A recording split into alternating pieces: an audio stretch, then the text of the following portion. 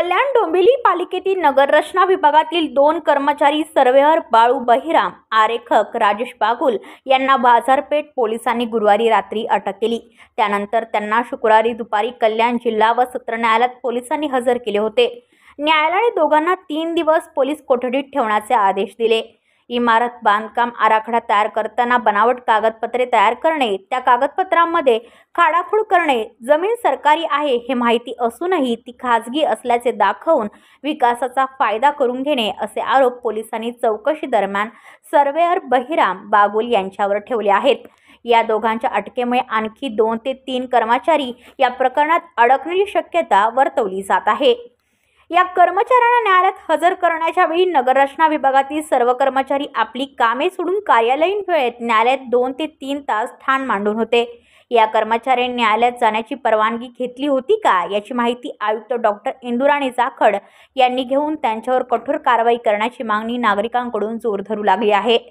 मागील अनेक वर्ष कल्याण डोंबिवली महानगरपालिका नगररचना विभाग नेहमीच वादग्रस्त राहिला आहे। यापूर्वी सहाय्यक संचालक सुनील जोशी या विभागात लाच घेताना लाचलुचपत प्रतिबंधक विभागाच्या जाळ्यात सापडले होते। या विभागात ठराविक कर्मचारी मागील 15 ते 18 वर्षांपासून ठाण मांडून आहेत।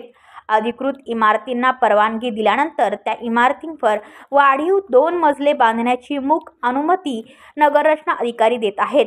कल्याण डोंबिवलीत अशा प्रकारच्या इमारती उभारण्याची मोठी स्पर्धा विकासकांमध्ये लागली आहे। या बेकायदा व्यवहाराला नगररचना अधिकाऱ्यांचे पाठबळ असल्याने या इमारतींवर प्रभाग कार्यालयाकडून कारवाई होत नाही। नगररचना विभाग अलीकडे खाऊ वाटप विभाग म्हणून ओळखला जात आहे। आयुक्त जाखड यांनी नगररचना विभागाची साफसफाई करण्याची मागणी नागरिक करत आहेत। ब्युरो रिपोर्ट कल्याण, आपली वृत्तप्रहार। तुमच्या आजूबाजूला घडणाऱ्या घटना पाहण्यासाठी आपल्या वृत्तप्रहार वाहिनीच्या YouTube चॅनलला सबस्क्राइब करा।